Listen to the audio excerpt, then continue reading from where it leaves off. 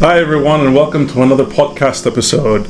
Today I'm really excited to have one of my best friends on the show today, and it's none other than my main man, Ziad Rayya. Hello. Hi bro, how are you? I'm good, how you doing? Good, really good. Fantastic, Happy to be here. Happy to be here. I'm glad to have you here. See you again. Yeah, as I said, you're one of my best mates, and so it had to be done. Pulled you onto the podcast. I hope you're ready. Don't worry, it's not going to be any grilling or anything like that. It's just going to be natural. So we're going to talk about our childhood together. We're going to talk a bit about health and well-being, and of course we're going to hear about your amazing company that you set up recently, a couple of years ago. But more than anything, I'm just going to use this as an opportunity to connect with you, to reflect on our past experiences, and I'd love to hear your recent news and anything that you'd like to share with us today. So without further ado, let's get started with how it all started in the beginning, growing up together.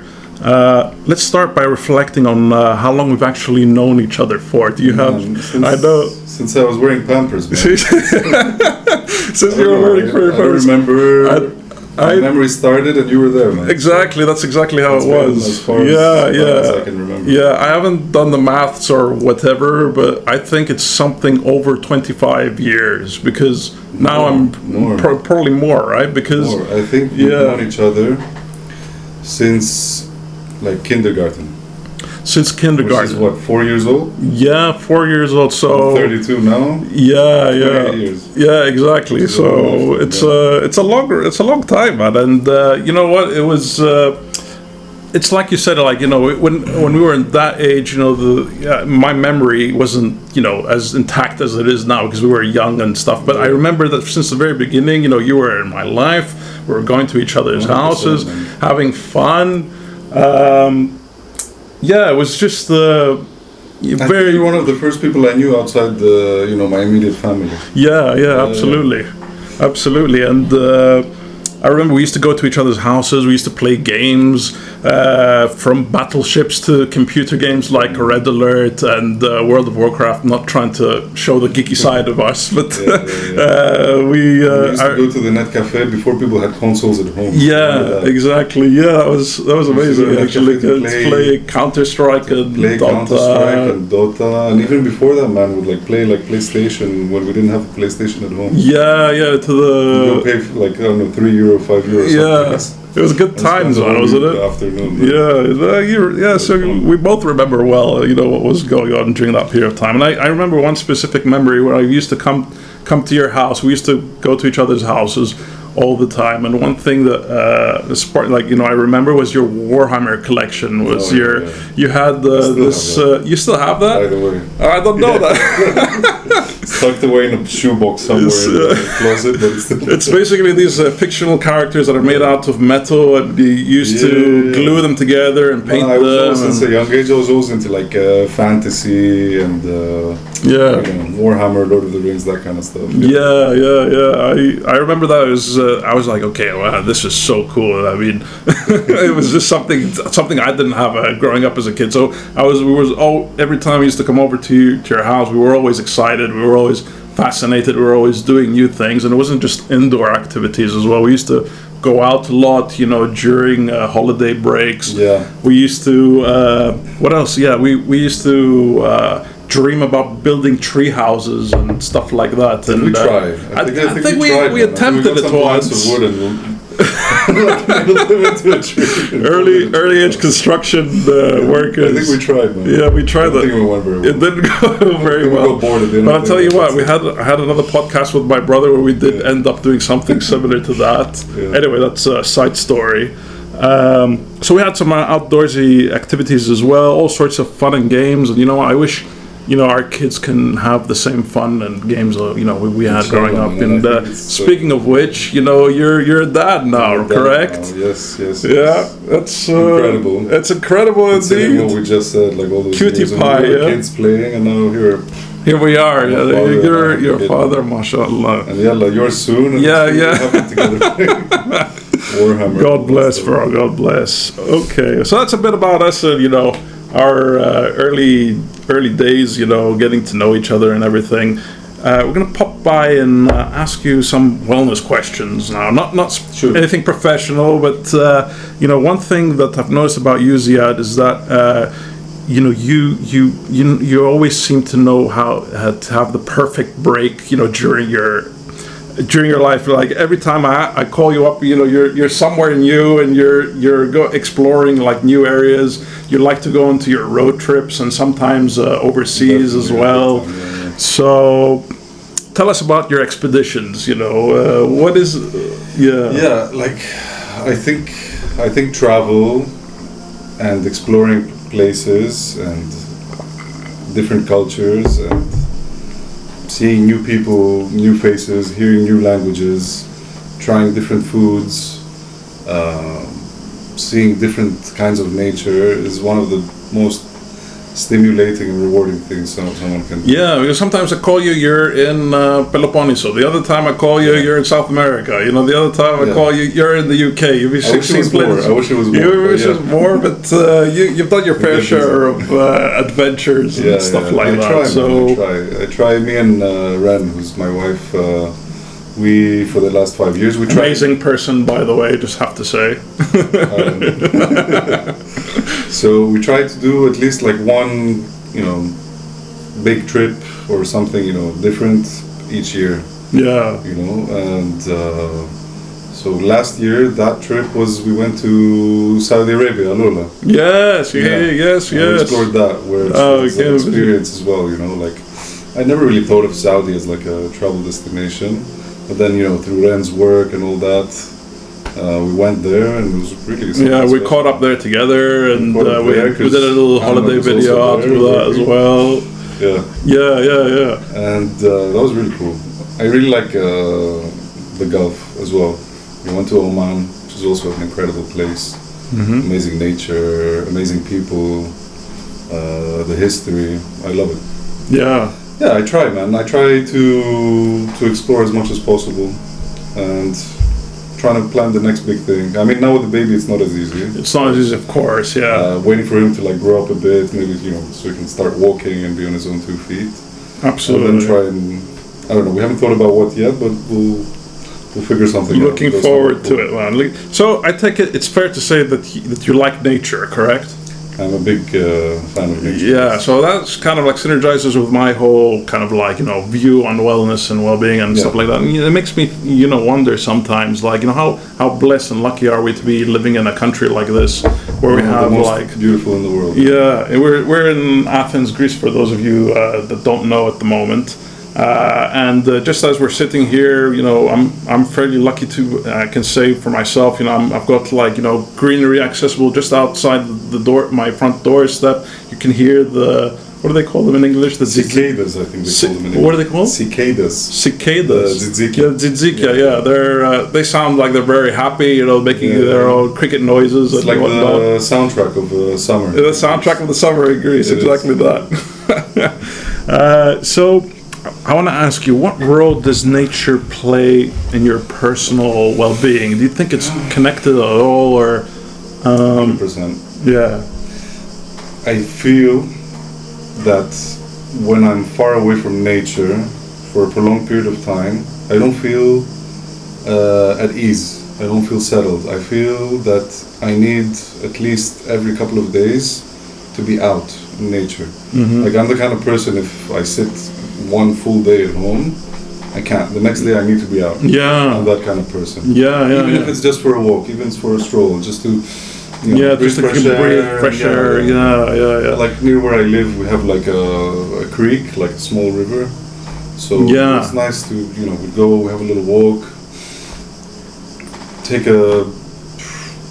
Yeah, I would say I'm quite the same as well, because it's like life's become there's all sorts of things that life throws at you, like on your daily hectic, basis. Man. It's very hectic, like globalized. Exactly. We're always like tick, connected with technology media, as well. The global situation as well, and like the situation. In Palestine, for example, is something that stresses me out. I think one thing that saves it is going out in nature, realizing like this there's something more than what we see in front of us, Absolutely. and connects you back with God and with the world around you. Absolutely, and I would just like to add that that's I feel especially like being here at the moment, because normally during my where I actually live at the moment, I live in Saudi Arabia, and I live in the capital. Too, man, but it's nature in a different way. Riyadh is like a concrete jungle within a desert. Too much. So with the heat, with everything that there is, I have found my own way of how I kind of deal with all of that, but I just have that massive contrast of being here and being there. There's no you have these great escapes that we have over here, where you can go to the beach, you can go to the mountains, you can go check out forests. There's all sorts of lovely things that we have over here in Greece.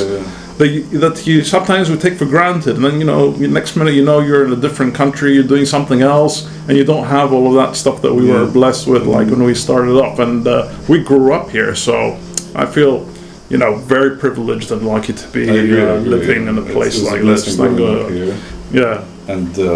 having the opportunity of jumping on after work and go to the beach. Yes. That's a big privilege. So some people, they pay good money to travel from the other side of the world just to do that and come to where we live, and we have that right next to us. Yeah. So, we shouldn't forget that. Absolutely. Lucky to have, So, I want to ask you next, do you think that, I think we kind of touched upon this a little bit. Do you think that modern lifestyle disconnects us too much from the natural world? I think we kind of definitely. And I try to remind myself and try to ground myself as often as I can. Okay, when I've had too much, let's say, screen time, or I'm in the office and I'm too much on the laptop, I try to that same day, at least in the evening, to go out. Even if it's something small, like I said, like a little walk or something. Just to ground yourself again, because we're naturally we're supposed to be exposed to nature, in one way or another. I don't think people were meant to live the way we're living right now, and I think that's why there's so many problems as well, social problems. Yeah, correct. Can you expand on your views about that? How do you mean exactly? I think people are meant to, first of all, let's say, the way they eat. People are meant to eat seasonally. Each season there's different fruits, vegetables, and so on. You notice yourself that when you do follow that sort of cycle, you feel better. I don't know. It's just the case. I've tried it. Eating in summer things that grow in the summer, in winter seasonally, and you feel like you're in tune with the rhythm of nature. And it feels good. That's one example. Yeah, it is, and I kind of noticed that when I was living abroad, not only in Saudi Arabia, but other places in Europe, for example. I don't think, I think, one other thing that I would say is the fruit and veg that we get here, the meat quality and everything like that. It's really, it's excellent, isn't it? It's most of it is locally grown, most of the produce that you find on the shelves in Greece are from small producers around Greece. Some things are, greenhouse, and some things are imported. But in general, you're eating something that's been grown not more than something that's been locally sourced. Maximum, it's locally sourced food. And also you don't have the GMO pumped kind of super chemical stuff that they might get in the US. For example, you get real food. You notice here, you cut open a tomato, it smells, it looks good, it tastes good. That's how it should be. That's how it should be. Whereas if you can, I don't want to name other countries now, but just based on my experience on where I've been in other places now where it's not like that. For example, and the quality of the produce in comparison to what I'm used to over here was completely different, and that just made me think about it's industrially mass-produced stuff. So, for example, here in Greece, we are a country, we're blessed with the sunshine and good soil. We grow loads of vegetables. In other places, they're not so privileged. They have to import everything. Correct. It has to be greenhouse grown. Correct. Maybe genetically modified stuff. And yeah, that's never going to taste the same. It's never going to really have the same nutritional value, I think. Correct, and like who better to get this information from you, because you have your own olive mill, is that correct? I do. Yes. For the last couple of years, so 4 years ago, the idea of Cadmus, the olive company, came up, and 2 years ago we did our first season and squeezed our first fresh extra virgin olive oil. Yeah, so tell me a little bit more about like the whole process of like, you know, this to our viewers, so they can get to know a little bit about what exactly that you did, how you approached it, what gave you the ground, the ideas when you were starting out and everything. So please, I'd love to hear a little bit more about that. Okay, so Cadmus. So just for people that don't know, my background is not in agriculture. I'm actually a civil engineer and a property developer. Oh, there's two civil engineers here. So I always came from like, you know, that kind of background. But with time, you know, through different conversations I had with some people, and I connected with someone that was an olive oil trader, and he kind of, you know, caught my attention to the whole sphere of like, you know, olive oil production and the agricultural business. Started researching, getting more into it, and then decided to partner up with another family friend.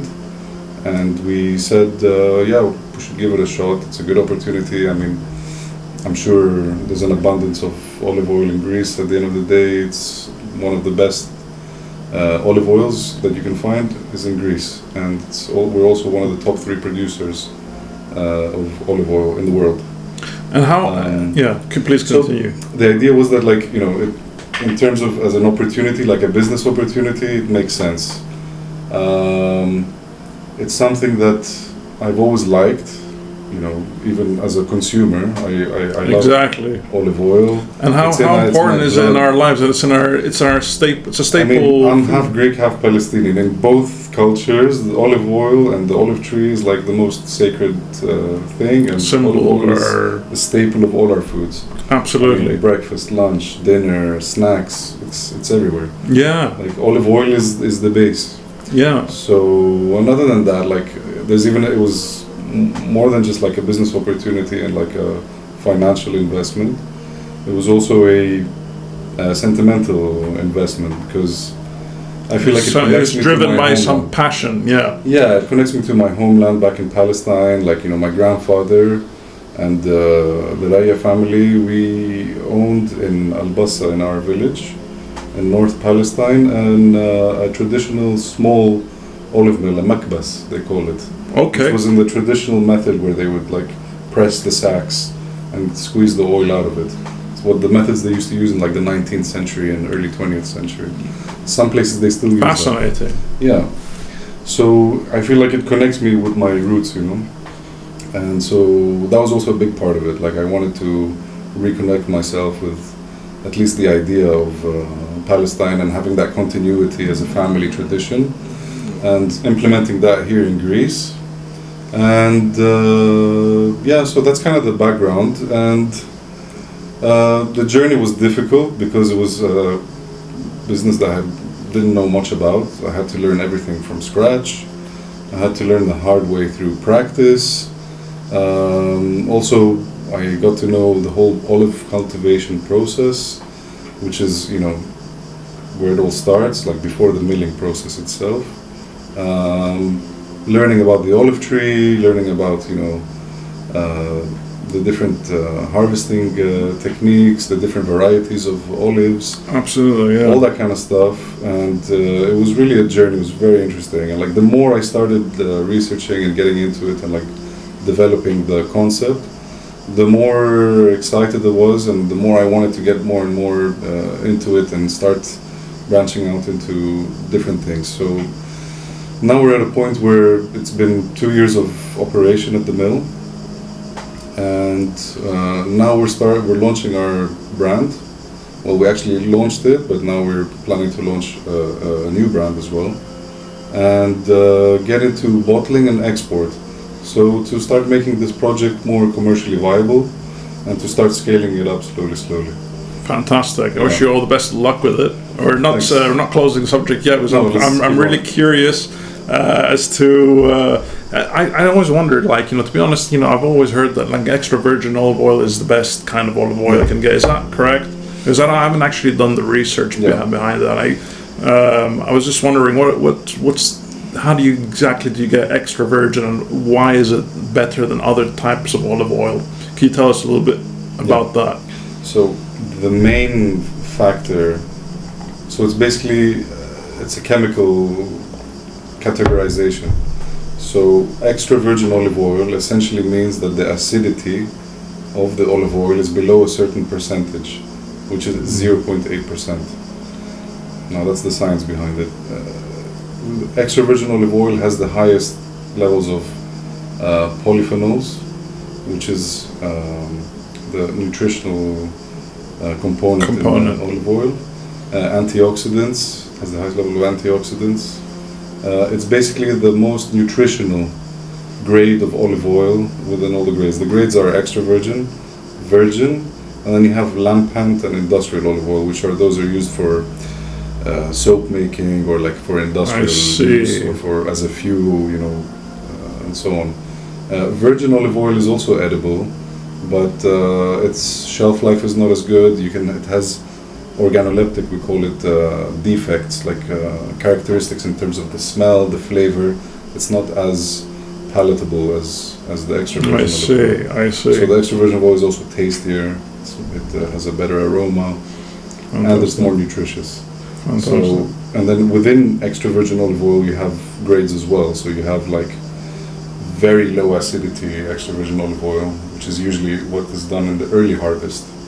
So because you have a season for olive oil production, which is in autumn towards winter. So like October, November, December, some places January as well.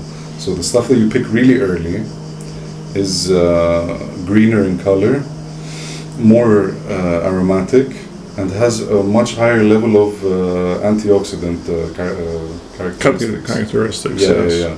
So that's the most, let's say, medicinal extra virgin olive oil that you can get. Yeah, it's literally a medicine. Like it is a medicine. Because what I was going to say was that it's we don't only eat it, but we sometimes some other cultures they use it as a healing compound on the skin, like, or on the scalp. Is that correct? It's like one of those substances that's like, it's really a blessed tree, the olive oil, because you can have so many uses for the olive and its oil. Like you said, it can be used for skin treatments. It's used for heart conditions. It's used for digestive reasons. Okay. It's just healthy all in all. Yeah. It's really good for cardiovascular issues. Health. Yeah. Absolutely. I think we can do a quick fire round, a little bit of fun if you don't mind. I'm just going to ask you like this or that, and you can tell me what you think. So it's just based on your preference. Yeah. So are you a morning person or a night owl? Can I say both? You're both, huh? I don't know, I'm weird. Well, let me ask you something else. What time do you get up in the morning? I get up at 6:37. Oh, okay, so you're an early bird like me. Yeah, but then I sleep at 12:31. Oh, so 6 hours of sleep. Yeah, 6 hours of sleep. Okay. That's one thing where I'm rocking. Okay, so don't worry, we'll work on that together. One main reason is, my son wakes up early. Yeah. So there's not much I can do about that.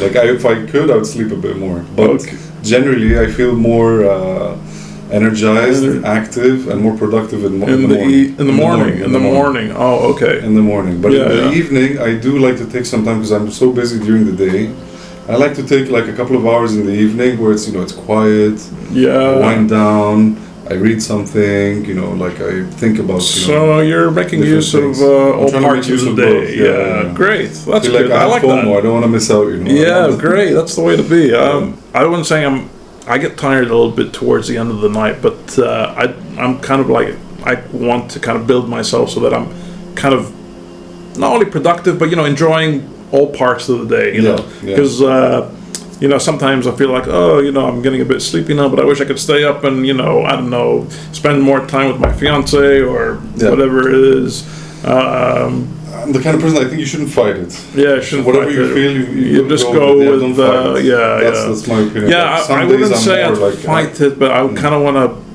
I keep like working on my health and well-being on a daily basis, Yeah. and I'm kind of like do a bit. You know how it is. You're the guy that goes to the gym quite often as well, right? That's right. Yeah, so that's great. I'm in Saudi Arabia with my work schedule. It was very difficult for me to go to the gym, so that's why I started feeling a little bit more fatigued towards the end of the night. So I think if I hit the gym a little bit more often, in an ideal situation, routine, right? Exactly. Yeah. Things get in the way, work obligations and so on, and you have to find the right time for you. I don't know. Are you?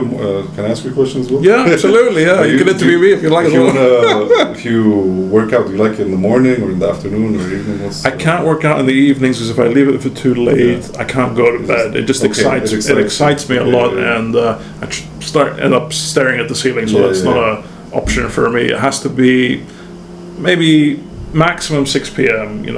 Not past 6 p.m. I don't do evening. Yeah. So I'm gonna fit it into my schedule for sure. It's just a matter of when. I'll figure it out. It's not. It's fine. You can't always be like 100% on top. Absolutely. Of things. Like, you have I agree.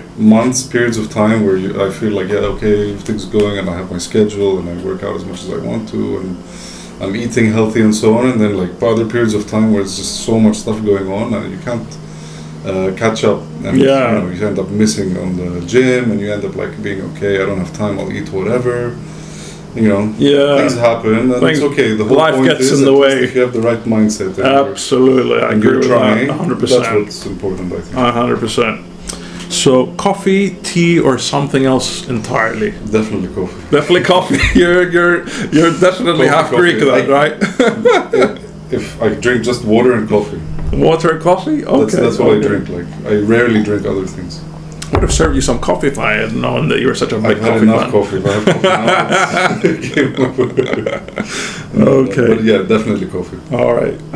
So sweet or spicy? Spicy. Spicy. Okay. All right. We don't have. Do we have a lot of spicy food here in Greece? Not so much, but maybe it's part of our culture. We do, a little bit. I wouldn't call it my parents are nibbling on. Well, they like to eat some chilies, every once in a while. Some certain dishes. I'm not a sweet tooth. Like if you want to give me like savory or sweet, I'll go for savory. And if you tell me sweet or spicy, I'll go for spicy. I like spicy food, not like the extremely spicy stuff, but like a mild spice. Yeah, definitely. Okay. Good to know. Definitely. Good to know. So dogs or cats? Dogs for sure. Dogs for sure. Yeah. Oh, really? Yeah. That's surprising. I thought you might be a little bit in the middle, a bit between the two of them. I have an allergy to cats. So that's right. I completely forgot. That's embarrassing. No, but because of my allergy, that's not the reason. Is that the reason? I find them cute, like to look at and be like, okay, but if it starts getting near me, I'm like, stay away. Keep your distance. I need at least 2 meters away because it's just I can't interact with cats. Okay. Whereas with dogs, I have sort of friends that had dogs, and I was playing with them, and I like the energy of the dogs. Energy of dogs, the liveliness. I like that they're very friendly and social. Yeah. So I like that. Okay, mountains or beaches? Oof. That's a difficult one. Very difficult one. Very hard. I have an answer to this one myself, but I'm going to hear your reply first. I think beach. Beach. I mean, I love mountains, but if I have to choose one, it's going to be the beach. I would say the same myself. Yeah. Excuse me. I like the beach because you got the sand, the sun, the water, I like the sea, I like everything swimming. kind of like all together. It's revitalizing, isn't it? Big time. Whereas I can do with no mountains if there's the beach. Yeah. I don't know if I can do the other way around. Yeah. And then football or basketball? Basketball. Yeah. Okay. Basketball. Yeah. Do you enjoy watching or playing, or do you? I enjoy watching basketball. Yeah. I enjoy watching basketball, but I used to really enjoy. I mean, I don't practice anymore, but I used to play a lot of basketball. I used to play in the junior varsity team at school. Okay. Yeah. And just casually with friends. Yeah. Back in the day. Basketball is really. Up until university, I used to play quite a good amount of basketball. Yeah, for those that don't know, here in Greece, basketball it's a popular sport, isn't it? Popular, very popular. the stadiums pack out, with people. Like basketball hooligans. Yeah. Yeah, exactly. No, basketball's been a good part of like the childhood. Yeah, I would say the same as well. Okay, so we touched about like what you do with the olive mill, but please, can you tell us about the head of your company? What you named it Astidama. Astidama. And the name of the company Astidama actually means something, correct? It does. So this is the company that you started out yourself. Yes. Yes. Yeah. So tell us so about that. I started Astidama out in 2020. Oh, during COVID. I started when COVID hit straight away. Oh my goodness. We launched together. Astidama. It's basically a play on two words.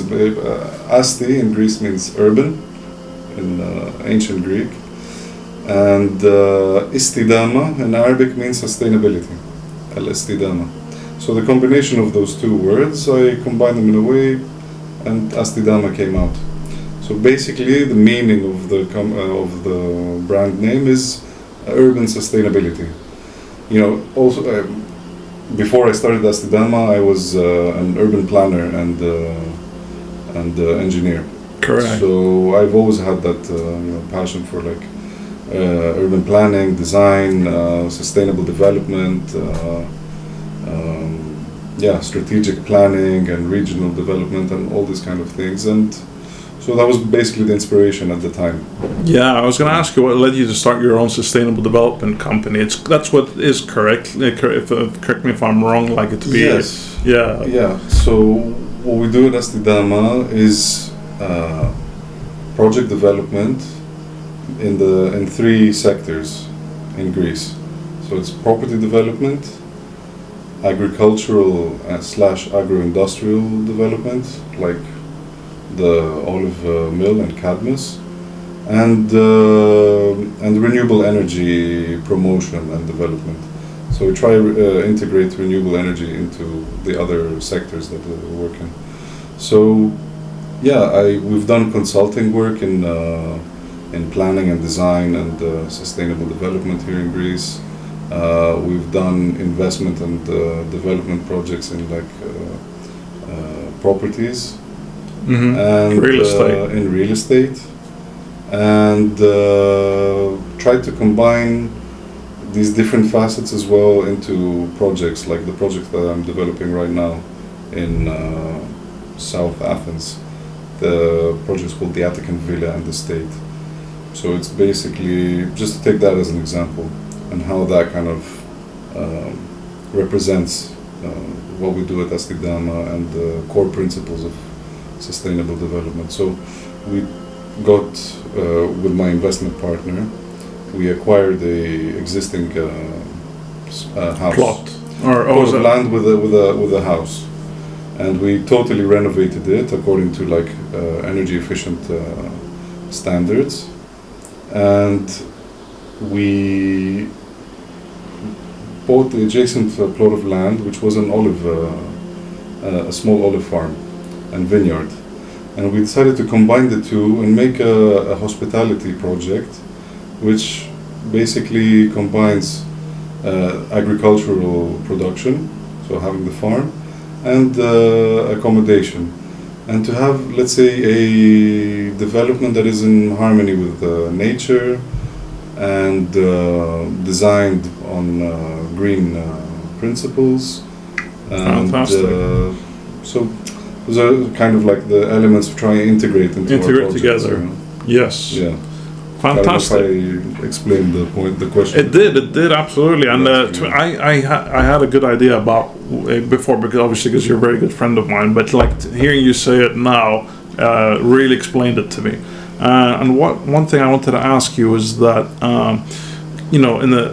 with the competition that you have in the modern world, obviously it's very what I wanted to ask is what problem does your company solve, and why is it kind of really required now? Why is it urgent? I think if you understand my question, is because we have these kind of hinting at what I mean is that you have the sustainability targets that we have that are up and coming. So I'm expecting, I don't know, please tell us about how you expect the market to change and all this kind of thing. So, considering the climate crisis that we're in and is ongoing, I felt that, like, you know, the typical kind of engineering, design, property development that was, you know, the standard practice in the 20th century and the start of the 21st century, just not really cutting it anymore.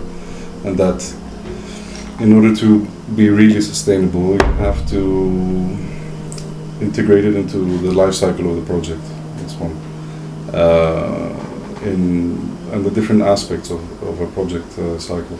So even things like who you hire and who's working on site, like, you know, giving jobs to local people, and then that project that you build having an impact on the local economy that affects, you know, the local sustainability, let's say, of the project that you're developing. Designing and building in a green way, retrofitting, and integrating, let's say, you know, energy production on site, and these things, you know, reduces your carbon footprint and addresses the sort of longevity of the project. And I'm trying to also integrate, let's say, the agricultural component where possible, even in property development projects. So, for example, with the farm and the villa project, or I had the vision, I haven't implemented it yet, of having, like, you know, green roofs, or even doing on-site, like food production in, like, an apartment building in the urban areas. So one concept that hopefully we can implement one day is, let's say, getting an old apartment building, renovating it, creating housing, and affordable housing for, like, students and, like, small families or young Greek families. It's a great initiative. And having, let's say, in the basement, like, you know, hydroponic food unit, you know, so you can have these sort of vertical farms inside, and then having, let's say, like a deli store on the ground floor, which is, you know, supplied the fresh veg from this place, and then the people that live in the building can also get, like, you know, a monthly quota of, like, fresh food that's produced literally right there. That sounds up and coming. You reduce the carbon footprint greatly. There's no transport associated CO2. Fantastic. With your so that's food. very sustainable in mind. The shortest supply chain possible. So, you know, these kind of concepts, I think, are really cool, and I think young people like that kind of thing. So even commercially, like, if this sort of thing would be developed, I think there would be, you know, an interest from people to, like, you know, rent and live in such a place where, you know, food is produced on site and so on and so forth. Fantastic. So you might have answered this already, but I'll just try and rephrase it in a different way. So what does sustainable living mean to you in practical, everyday kind of terms? There's a lot to that. Sustainable living is... Feel free to answer any way you wish, So, I think one aspect of sustainable living is where you live. So for example, I live in Khalandri, a neighborhood here in Athens. And the fact that I can walk to everything that I need, it can be considered like a sustainable, you know, aspect of sustainable living. Why? Because, you know, I don't need to get a car in order to go shopping. I don't need a car to go out and socialize. I don't need a car to go to the nearest place to exercise. I can do it all in my neighborhood because it's a kind of neighborhood that's, you know, I think quite well designed. It's got, you know, it's got parks, it's got a shopping area, cafes, groceries, all of that within like a 5-minute radius. So that's, let's say, one aspect, like where you live and how you interact with your neighborhood. That's one. Two is your consumption habits. So, you know, how you are at home. Are you, you know, do you recycle? Do you leave the tap running and then you go and have a 15-minute conversation? I mean, I don't know if anyone does that. But you know what I mean? Like, yeah, I get the idea. Conserving water, recycling, again, eating seasonal and fresh food also plays a role. Being efficient in your house, like, you know, when you have the air conditioner on, you don't open your windows and balcony doors. I think these small things can make you, you know, live a bit more, you know, sustainable. Yeah. I see. Okay. And the small things count, other than the big things as well. Yeah. Absolutely. Yeah. How do you educate your clients or your customers about sustainability without overwhelming them? Because there is that stigma attached to it, isn't there? I basically make the argument that it's good business to be sustainable. Okay. So when, you know, a client of mine will be like, yeah, why should I have a solar production unit on my roof? I'll give him literally the scientific argument and then the business argument of why commercially it makes sense. Especially, let's say, if someone is investing in a property for the long term, you want to find ways to reduce your operational cost. One of those ways is reducing your energy bill. How can you reduce your energy bill? By being a prosumer, they call it, like a producer and consumer. I haven't heard of that term before. That's a new one for me. So, yeah, prosumer. You know, and through net metering and so on with solar. That's let's say one example, and that's a convincing argument. Another one would be, again, it's on the operational cost side of you know, running a property, like having, you know, double, triple glazing, good insulation, reducing heat transfer, reducing your cost for heating and cooling as well. That's a cost, you know, and someone that owns a building. Absolutely, the operational costs of the building. Exactly. So these kind of things, like when someone is looking to, let's say, invest in an asset for a long term, these kind of arguments helps him to be convinced. Yeah. Fantastic. So finally, bringing this to a close, if people would like to connect with you and your company, where's the best place to find you? In Khalandri. I think maybe Instagram. I mean, Instagram's a good one. I try and you know, interact on Instagram and post a bit like content about, you know, what we do, about our like philosophy. We write blogs and post those on our website and then share them through social media. So I think social media definitely. Okay, I'll make sure to leave a link of that in the description box. Yeah. I'll put a link for that in the description box, definitely. Is there anything you'd like to say to, you know, before we close, or? I really enjoyed this actually. Like, you know, it's the first time I do this thing, and yeah, pleasure having me. Pleasure having you. Always. Yeah, keep doing this. You know, sharing, you know, positivity and talking about interesting things and sharing it with everyone. Yeah. Fantastic. Thank you so much for coming, Ziad. Good to see you. Good. Thank you. Okay, everyone. That's it for today. My name is Kassem. This is Ziad Rayya. See you next time. Bye-bye.